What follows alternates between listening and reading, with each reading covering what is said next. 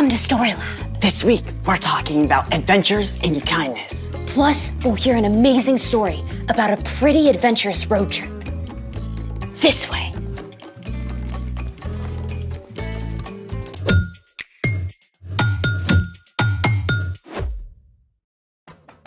Hey, I'm Skylar. And I'm Sebastian. And today, we're talking about kindness. Kindness is showing others that they are valuable by how you treat them. Hey, nice backpack. You getting ready for school early? Nope. I'm going camping at Lake Wanasmacaskita. I love camping. Orienteering, setting up rain flies, cooking in the old Dutch oven, hobo dinners, and cowboy coffee. You know what I'm talking about, right? I've never been camping before. First time for everything. I mean, the real trick is just in the preparation, making sure you pack everything you need. Okay, that I've got covered. Okay, let's see what you got. First, bug spray. Little cold for mosquitoes, but better safe than itchy. Then, What else? there's my Nintendo Switch. There's no electricity in the woods, Sebastian. Then you're not gonna like my next item. What's that? My Star Nightlight and sound machine. You know that there's stars and sounds of nature. Well, I also packed some non-electric stuff. Great. My knitting kit, tennis racket, golf club, got my snake. Oh, my chicken, you know.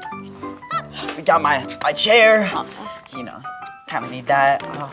My hockey stick, my lucky hat, my backup lucky hat, my pogo stick, you know that, yeah.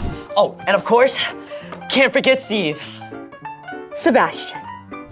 What in the world? You know, in case I wanted to make a snack. A snack. Maybe something desserty? That is actually doable. Let's make it! So, what are we making?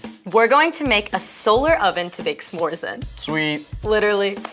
For this project, you'll need a cardboard box, aluminum foil, some plastic wrap, a glue stick, some tape, a ruler, something to cut with, a stick, and a marker. First, take your box and use a ruler to trace out a lid about an inch from the edge, like this.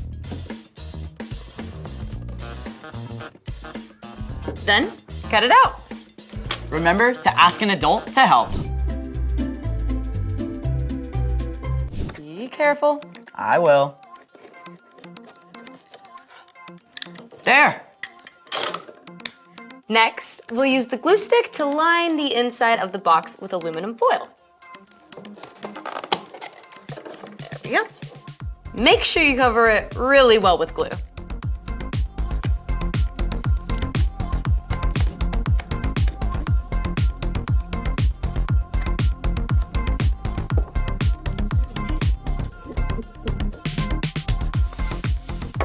Okay, now we'll attach the aluminum foil to the inside of the box. Oh, like a real oven. The metal reflects the heat. You got it. Make sure the foil is as smooth as possible.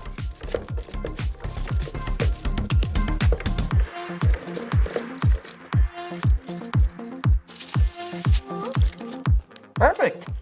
Then what? Then use double-sided tape to tape 2 layers of plastic wrap to the inside of the outside edge of the box top. To hold the heat inside. All right.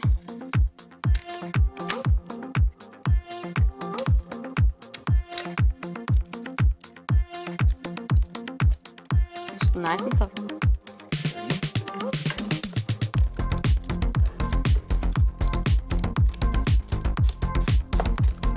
Very nice. And now we have the second layer.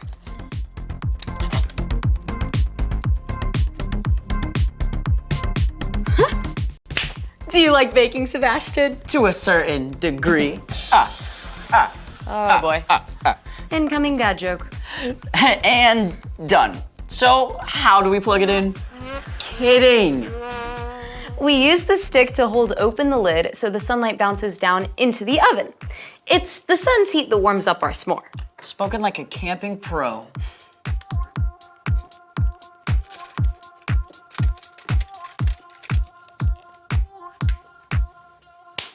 Now, all we have to do is head outside and set these babies up. I can see it already. Eating s'mores and telling stories around the campfire at Camp Wanna-Smack-A-Skeeta. Speaking of stories, it's time for... The story before the story. Today, we're in the Gospel of Luke, the third book of the New Testament. Luke wrote about the life and ministry of Jesus. We find Jesus doing what he does a lot, talking to people. Young and old, sick and healthy, powerful and not so powerful. And when Jesus spoke to people, he often used parables. A parable is a fancy word for story. More specifically, a story that uses things people know about to explain something about God's kingdom. One day, a religious expert showed up to talk to Jesus. This guy thought he was smarter than Jesus. Spoiler alert, he wasn't. And that's where our story starts. Take it away. Hey everyone, I'm Padma. In Luke, we discover a conversation between Jesus and an expert in religion, who was really just an expert in missing the point. People like him weren't happy with how Jesus was changing things, and they wanted to trap him in his own words. So, this expert asked, "Teacher, what must I do to receive eternal life?" and like a good rabbi, a Jewish teacher, Jesus answered the question with a question. What is written in the law? This man knew his stuff. He answered, "Love the Lord your God with all your heart and with all your soul. Love him with all your strength and with all your mind. And love your neighbor as you love yourself." You've answered correctly. Do that and you will live. There's a difference between smart and smarty pants because this expert thought he'd stump Jesus with one more question. "And who is my neighbor?" Jesus answered the man by telling him a story, a parable. The story went something like this. Once upon a time, there was a man who traveled along a road, a dangerous road, in the middle of nowhere. Suddenly, some robbers jumped out from behind a rock and hurt the man. They took everything he had and left him on the side of the road, sad, hurt, and all alone. Sometime later, a priest came along, a man whose whole job was to help people follow God. The priest saw the hurt man. Help! Help me! He's a priest, so of course he's gonna help the guy, right? I mean, it's the right thing to do. But no, the priest pretended the hurt man wasn't even there and walked past him on the other side of the road. Not kind. Not cool. Please. Then along came a Levite, a man who helped people worship God. He saw the hurt man. Help. Please. But just like the priest, the Levite walked right on by, as far from the hurt man as he could get. I'm right here. Once again, not kind, not cool. But then a Samaritan man came along. Now, at this time, people from Samaria did not get along with Jewish people. It had been this way for hundreds of years. In fact, Jewish people would walk way around just to avoid walking by a Samaritan town. Oh no.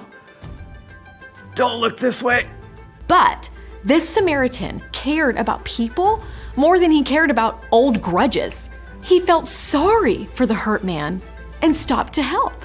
Oh, they roughed you up good, but you're gonna be okay. I got you. The Samaritan man's kindness didn't stop there.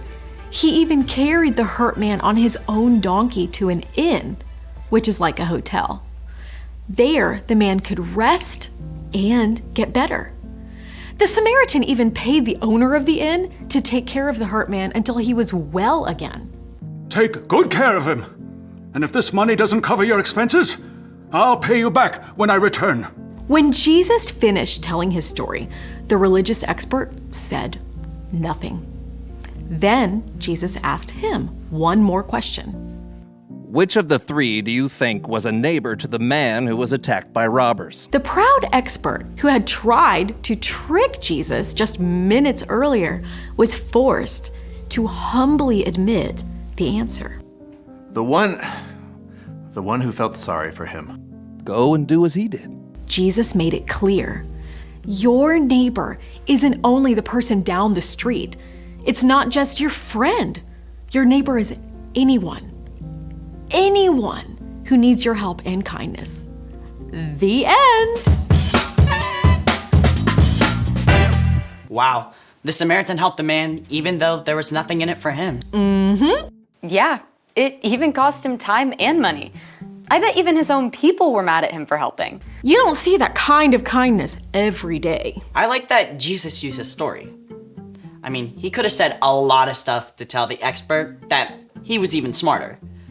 But instead, he used a story that anyone could understand. Jesus did that a lot. So, what's our part in the story? Kindness is showing others they're valuable by how you treat them. And one of the most powerful forms of kindness is showing love to people who are different from you. Like, if there's a new kid who comes to your school from a different country or speaks a different language, you can ask them to sit at your lunch table. Or if someone thinks or acts differently than you, you can choose to listen and be kind to them, even if you don't agree with them. You can even be friendly to someone on the soccer team that just beat your team. Easier said than done sometimes. True. But remember, while you can't be best friends with everyone, You can still show kindness to everyone. you guys got this on lock. Peace. Bye. So here's the thing. Be kind to people who are different from you. Okay, let's do this.